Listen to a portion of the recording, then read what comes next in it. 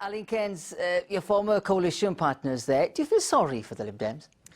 Well, I think that they were subject to the scrutiny that the main political parties have always been subject to, and therefore they weren't a protest party anymore, so they could promise anything whilst they were in opposition. But of course, when they became part of a coalition, they had to account for the decisions that they were part of. So they could promise no tuition fees in opposition, but when it comes to it, they realised the harsh financial reality and therefore had to vote for it. So I think that was the one reason for their failure. And the other reason is, of course, the Lib Dems are made up of people who very often left many of the other political parties. You had Vince Cable on the left, you had the leadership on the right, and everyone else in between. So there was no coherent message. And I think probably those 2 points did for them at the general election. Nathan Gill, are there lessons for UKIP here? Not at all, because the Lib Dems are all things to all men, and UKIP were very, very clear, and always have been, where we're coming from, where we're going. We don't flip-flop around, and we don't promise everything just to try and get voted for. I mean, a lot of things that Nigel Farage says, he gets absolutely slated for, and then 2 or 3 years down the line, he gets proven to be right. So I don't think so. And the reality is, what relevance do the Lib Dems have now in Wales with the Corbyn effect, you know, with the polarisation between the Conservatives on one hand and Labour on the other?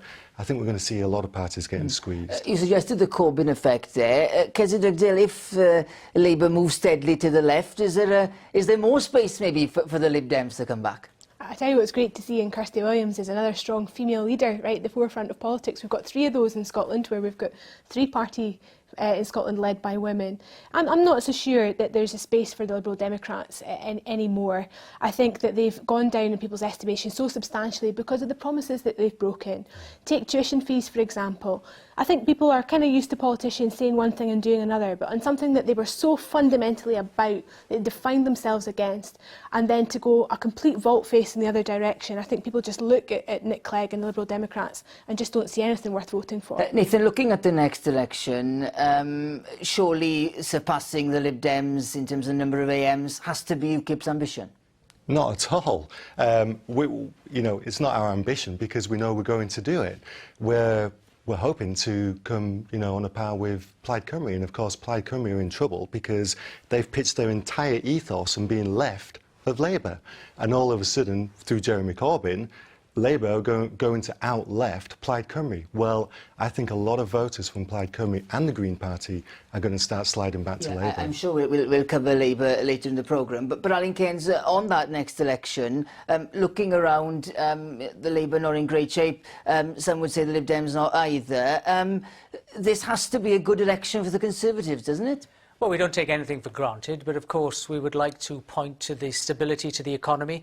We're the fastest growing economy in the G7. Wales is the fastest growing part of the UK. So when we put those things together, yes, we've got a credible story to tell, but we're only part of the way there. There's an awful long way to go in order to raise living standards as we want.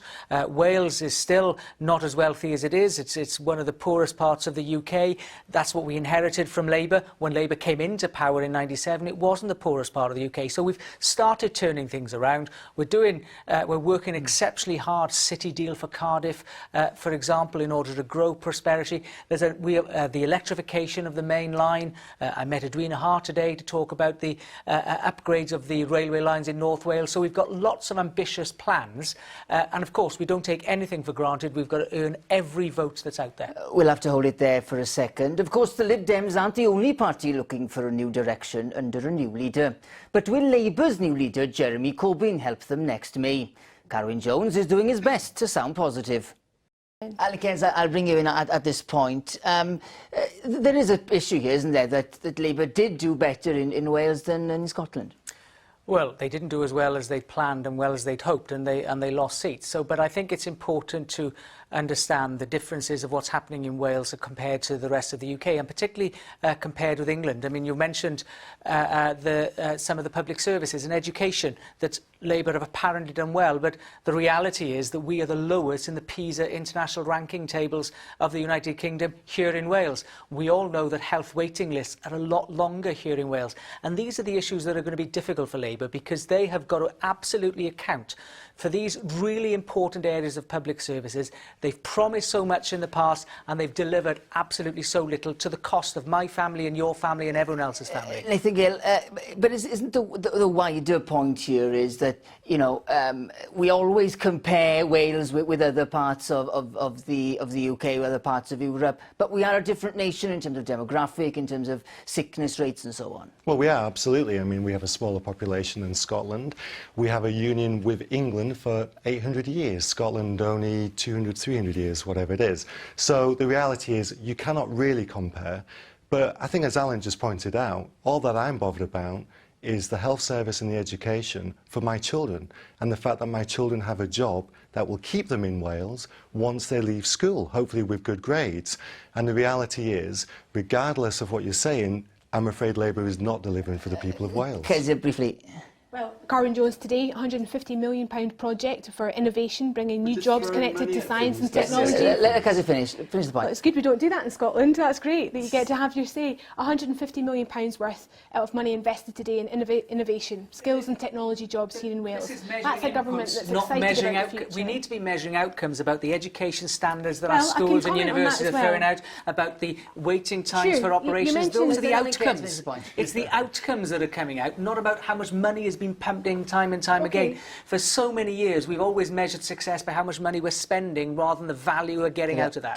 You mentioned the PISA stats. That's about the highest levels of excellence within the education system. That's very much something that's a Tory that you would measure. Now, I'm talking about the attainment gap, the gap between the richest kids and the poorest kids. Well, this is and on that measure, the Welsh Government are doing a tremendous amount to give kids from poorer backgrounds a much better start in life. This was an ambition of the Welsh Labour Government to raise the PISA standards. They failed in their own measure, so it's not a measure I've put on them. I'm just kids. Yeah, briefly, can I bring Nathan Gill on this?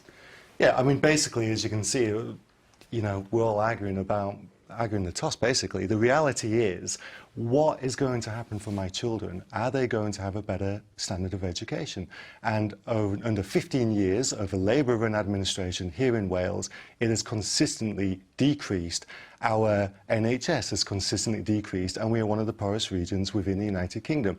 You cannot try and pretend that that is a good record, because it's a horrendous record, and there will be a change next year, and we are very much looking forward to that. Well, I think you've given us a flavour of what we can expect in that election in May.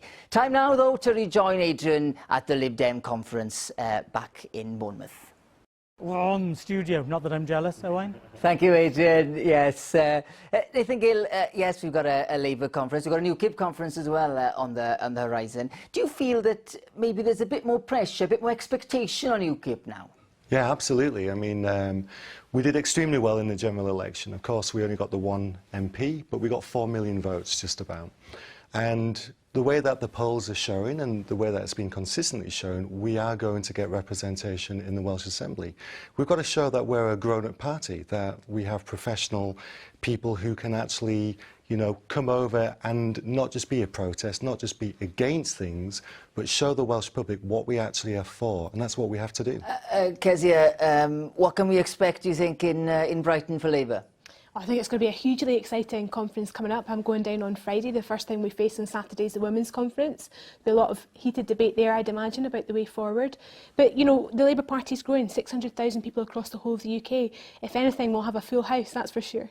We've heard from some Welsh MPs this idea that Corbyn is some sort of experiment, that we'll try Corbyn. If it works, great. If it doesn't, we'll look maybe to replace him. Do we have do you have the same feeling in the Scottish Party?